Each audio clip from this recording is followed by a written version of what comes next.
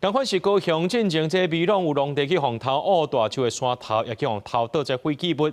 11后，民众发现讲大寮有一块农地去红乱倒这废土，本地是好好的田地，即马变做是废土场嘛。环保局去稽查，初步认定这拢是建筑的废弃物，依法相关会当罚到300万以外，也会依法来上班。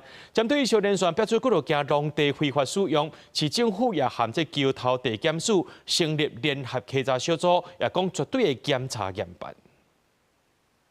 土流来，这坑拢安拍的啊！地主看到田边的水利灌溉沟已经去互流出来废土，他甲填一填，是愈讲愈厌气。因为伊的田地两边拢是蹲甲悬悬的废土，地主讲，这废土伫几落个月前就刷刷洪再来遮倒，只要落大雨，废土就会对水流落来伊的田，刷落来已经准备要布丢啊！看到好好的田地，正做一款模样，伊嘛毋知要安怎才好。阮啊，怎要对反应？也毋知伊地下啊，伊这屯无流来啊，伊即马屯了。落拢安流来安尼啊！它真的是寸草不生，良田真的是变成废田哦。这样的景象真的不是天灾，而是人祸。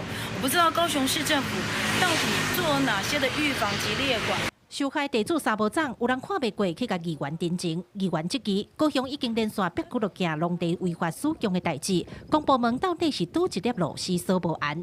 在一早起，环保局随到场稽查，初步认定这拢是起厝挖起来废土掺阿妈土角，后续会去查地主甲行为人追究相关责任。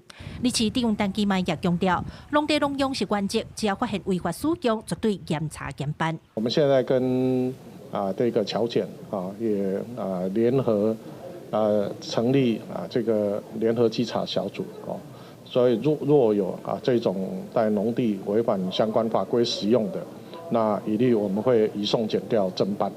大寮这件红墩土的面积超过0.2公顷，环保局强调，甲农地用来囤也是囤袂当种植的废土，拢是违法的，依法相关会当罚300万，同时移送法办。